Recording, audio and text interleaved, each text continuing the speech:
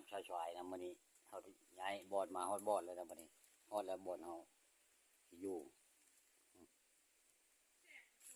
บ่อยู่บ่เจ้าก็เอาหน้าเป็นมุ่งแล้วนะบนรถมุงขยางเพิ่นตัวกันยันน้ำเมาะตกเชื่อจากเข้าป่านั่นแล้วเข้าป่าไหลม่วงมันเอาม่วงป่าไหลเอาปลามันกินง่ายจะเยอะเขาเลยหัวหน้าดอนไปก่อนแล้วเขาจะไปตำลังเพราะมันเป็นอ่างน้ำนั่นอ่างน้ำตูนอ่างน้ำตูนเลิกนะอ่างนี่นะอ่างน้ำน้ำมันโตใจที่ดีน้ำโต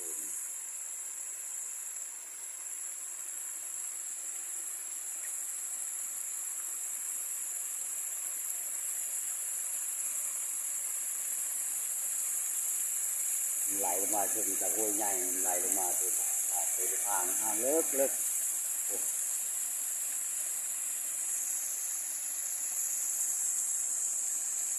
นอ่างที่ดีอ่างน้ำมันไหลปลาจี้ก็มีคือบนหาปลาเลาะไหลมองเป็นผาเป็นงูหินจังหวัดถ้าไปวิทย์นี้มันจะมีบนเฮาที่ไหลมองมันเป็นงูหินงูผามันมีบนไหลงูหินมันก็ผิด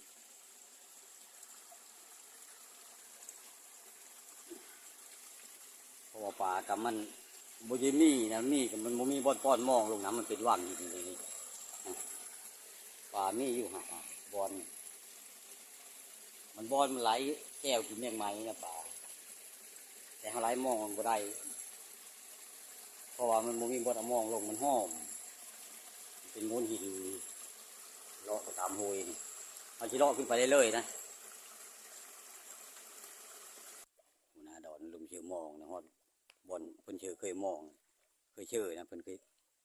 มาแต่เมื่อก่อนกันเพิ่นเชื่อเรื่อยๆแถวนี้นะเพราะปลากระหลายตามวังนี่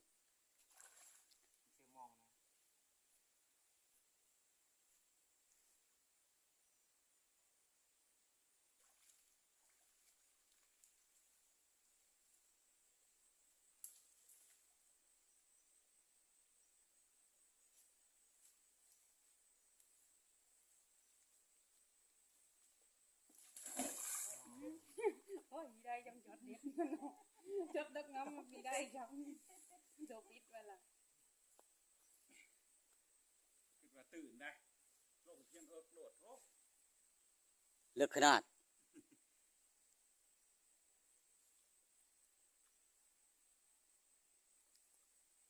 ก็แต่พระนั้นมาถึงพระนี้ได้มองคนแล้วตัดวังเลยนะทบไปทบมาเลยนะ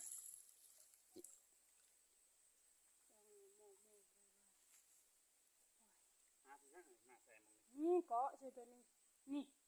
ตัวนี้ก็ดึงผู้อ้อมเชื่อก้อนหินเจ้าอันนั้นนั่น น้านี่นะ ออกก้อนหินนะ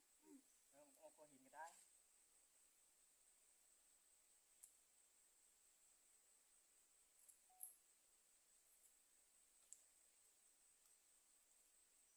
ยังจับอ่ะบ่มีดอกบ่มีปีงดอกคนใหญ่เลยปีงถ้าได้จับยิ่งน้อยพุ่นไปยังจับปีง เงินเด็ดเนาะ มองไปยังบ่ทันชุดลงไปเฉยต่อยแล้วผู้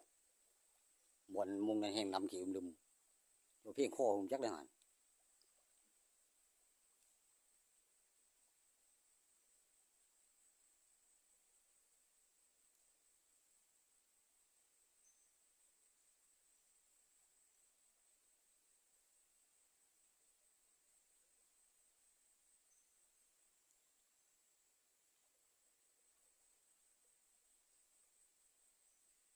ยังไม่ทันชุดอยู่เนาะยังยอดเติม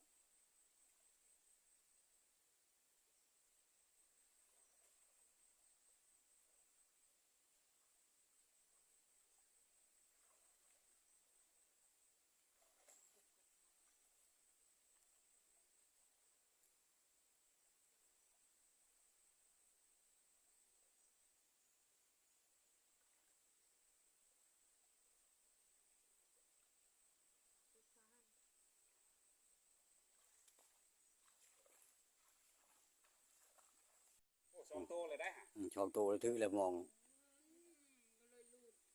จะมายาม เชื่อแล้วแหละ จำใจนะนี่เด้อ ดากหนึงแล้วสิเดินทางต่ออีกวันนี้เลาะขึ้นไปถึงพุ่นหัวหน้าเพิ่นก็ถือชอบมองเพิ่นสิเลาะขึ้นไปหาชื่อนี้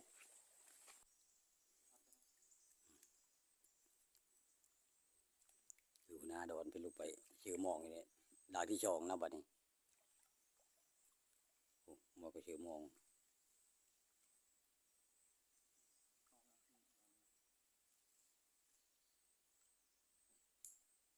สมมุติว่าง่ายดังง่ายเนาะมันบ่มีทางใหญ่เรื่องมาอยู่บ่อน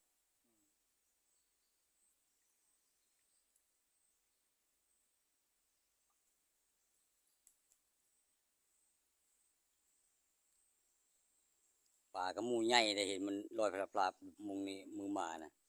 ปลาตัวใหญ่นะครับ โอ้มองที่ยาวจมโคนเนาะ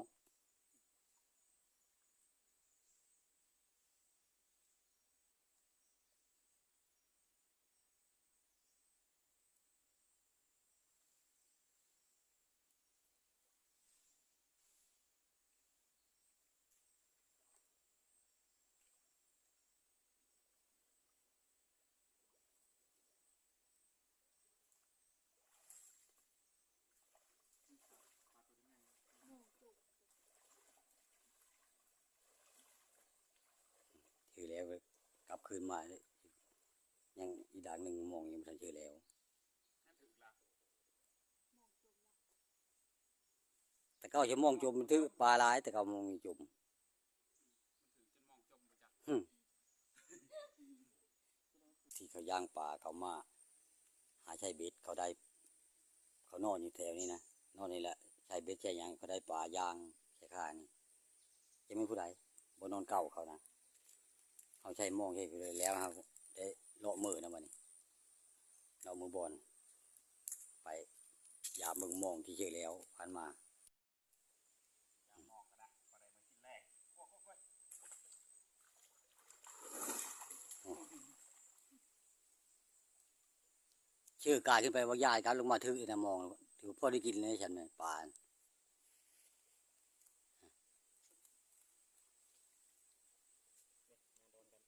ช่องโตเลยมองถือนะ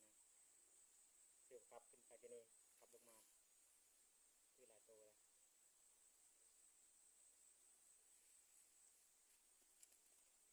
นี่บ่นี่นี่บ่เห็นไป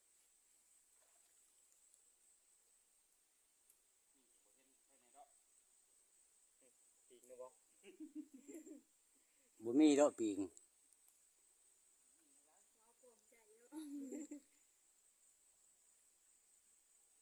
แต่ว่ามีปีงยามมองท่านแล้วยานนี่ปุ๊บขึ้นมาเฉยว่าบุมีเอา วันนั้นได้ถือนะตามโตหนึ่ง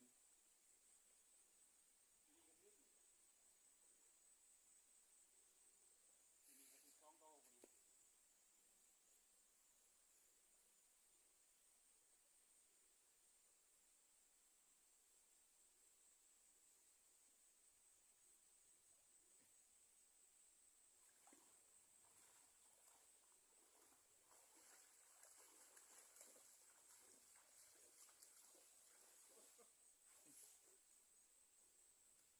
เป็นขึ้นมาที่ลมทางนี้ไปยามเก็บลงมาทางเตอพี่ทำไมนี่ยามท่านจุด ยันตีนตีนลายนะวัง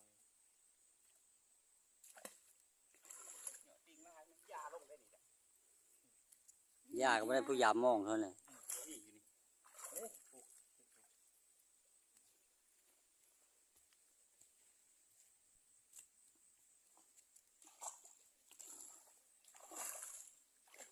โอ้มือมันเลยดอกตัวใหญ่รูดหนูมือนี่กระปูนแล้วเนี่ย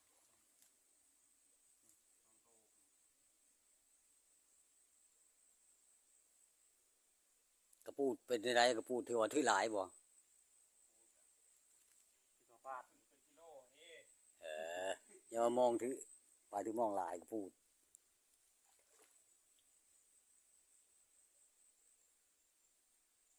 จานอย่าหาถึงแล้วว่าเนี่ยปูดเนี่ย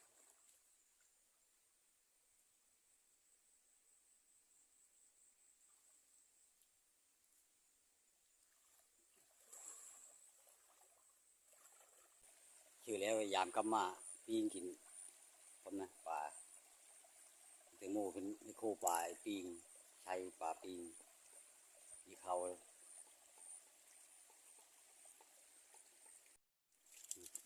มีเบ็ดกระดางนำตำโถปีงปลาอีกมากินกัน โอ้หอมเป็นที่แซ่บแล้วชุบเบ็ดนะ ทวนละ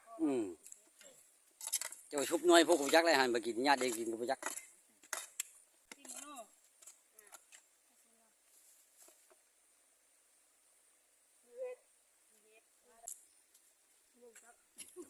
รักคือขายจับไม่ใช่ ใช่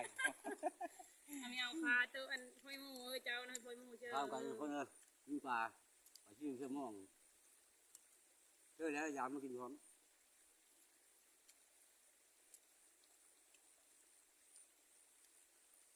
เป็นน้ำคนมันไทย ย่านปีเนาะเขาลงไปเอา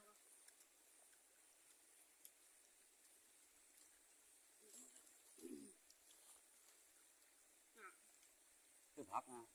พักกันเลย อืม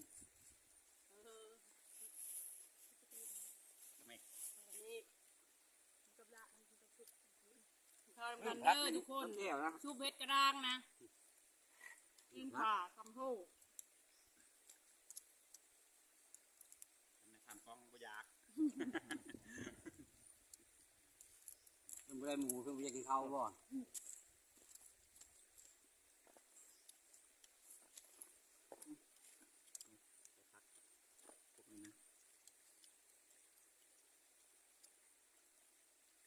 ทำกันได้ทุกคนเนอะ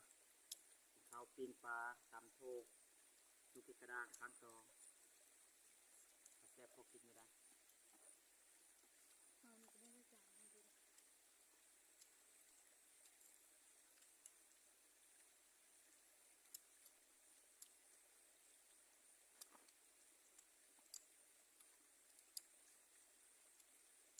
ทำโทษแซ่บไปตั้งทั้งมันเนาะเฮ้ยแต่แซ่บดังเฮ้ย ทั้งมัน นี่กระด้างมันสวมเข้ม นี่อันนี้มีคาร์ดิโอเลย จิ้มเกลือจิ้มจางน้อยมาจิ้มเข็ม ปิ้งปลา14ทุกคนกินข้าวต้องกันแซ่บเด้อปิ้งปลา บ้านเฮาที่เขาไปทำยาแล้วขับแล้วที่เลาะไปหายิงนะหาฟังไก่ขึ้นก้อนตามเทดานเนี่ยหายิงมีพบจังเลยเอาไปหายิงมาแล้วนอดบ่นอดนี่แหละเฮาก็ได้ปิดคลิปก็มีกดใจผู้ติดตามรับชมที่หน้าพบกันใหม่นะ